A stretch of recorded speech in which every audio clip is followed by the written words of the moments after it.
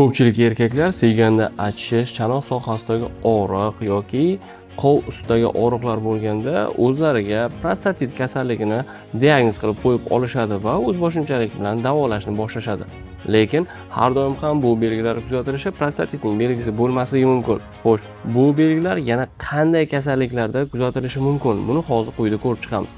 Xo'sh, prostatit kasalligida ko'pincha qo'l ustidagi oraliq sohada, chanoq sohada va belning pastki sohalarida og'riqlar kuzatilishi, ko'pincha surunkali ta'sirli bo'l deydi, ya'ni shunaqa diagnoz qo'yiladi.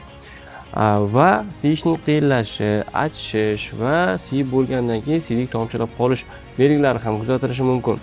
Endi quyida yana qaysi kasalliklarda bu belgilar kuzatilishi mumkin?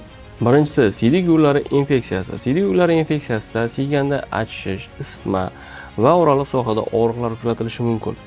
Bunda ham prostatit deb aniq diagnoz qo'yib bo'lmaydi. Birinchi buni tekshiruvlar natijasida aniqlanadi. Ikkinchisi, jinsiy yo'llar bilan yuqadigan infeksiyalar, ya'ni gonoreya, xlamida va boshqalar. Bularda siyganda achishish, og'riqli siyish va turli xil oqmalar oqishi kuzatiladi. Bularda ham bu belgilar bor. Uchinchisi, qovuq, ya'ni siydik qopi muammolari. Siydik qopi bilan, ya'ni ularning aktivligi oshib ketishi yoki interstitsial sistit kasalliklari ham erkaklarda uchraydi. Va bu kasalliklar bo'lganda prostata bilan hech qanday bog'liq muammolar bo'lmasligi mumkin. Shuning uchun yana tekshiruvlarga murojaat qilamiz. Keyingisi, 50 yoshdan o'tgan bemorlarda, ko'pincha 50 yoshdan o'tgan bemorlarda prostata bezining hajmining oshishi kuzatilishi mumkin. Ya'ni bu prostata bezining xavfsiz giperplaziya. Juda ko'pchilikka xalqda ayon prostata bezi adenomasi.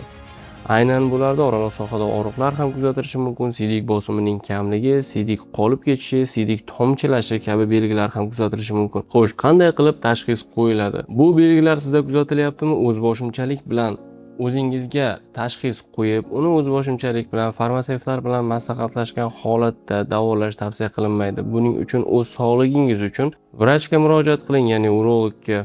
Sizda siydik analizlari, ultratovush tekshiruvlari va boshqa chuqur tekshiruvlar o'tkaziladi va sizga aniq tashxis qo'yib, shunga binoan to'g'ri davo qo'llaniladi va shunda qisqa muddatda siz bu muammodan xalos bo'lishingiz mumkin.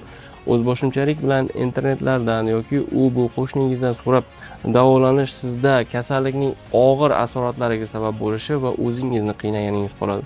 Sizda yuqoridagi muammolar bormi? Bemalol bizga ishonib murojaat qiling va biz sizga albatta yordam beramiz.